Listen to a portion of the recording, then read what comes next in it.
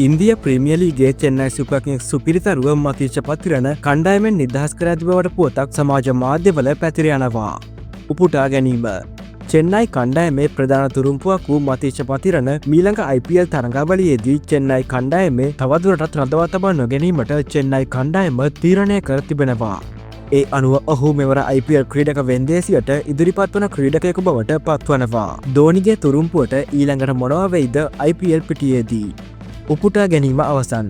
මීට පෙර මතීෂ 20 තරඟ පමණක් ක්‍රීඩා කළ යුතු බව ඉන්දිය හිටපු නායක මහෙන්ද්‍ර සිං ධෝනි පවසා තිබුණා.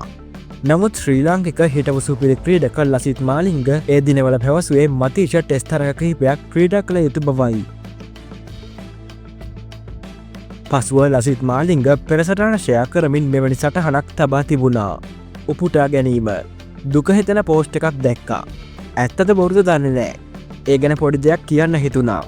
මීට වසරකට හෝ දෙකකට කලින් මෙහෙම දෙයක් වෙන එක නතර කරගන්න ඕන නිසා ටෙස්ට් තරඟ සහ පළමු පෙළ දින 3-4 තරඟ මතීෂ ක්‍රීඩා කළ යුතුයි කියලා මම කිව්වා. නමුත් ඒ මම කියපු දෙයට ගොඩක් අය ගත්තේ කාගේ පැත්තද කියන්න අමුතුවෙන් කිවිය යුතු නැහැ. කොහොමුණත් මම හිතනවා මතීෂව ඉක්මනින්ම ආයිමත් IPL තරඟ ක්‍රීඩා කරනවා දකින්න පුළුවන් වෙයි කියලා. ඒකට මීටත් වඩා කැප වෙන්න වෙයි. අදටත් මම කියන්නේ ඉදිරි අවුරුදු 2-3 දින 3-4 තරඟ ක්‍රීඩා කළ යුතුමයි කියලාමයි. උපුටා ගැනීම අවසන්. මෙවැනි පුවත් ඉදිරියටත් බලන්න සබ්ස්ක්‍රයිබ් කර නැති සිටින්න අප සමග.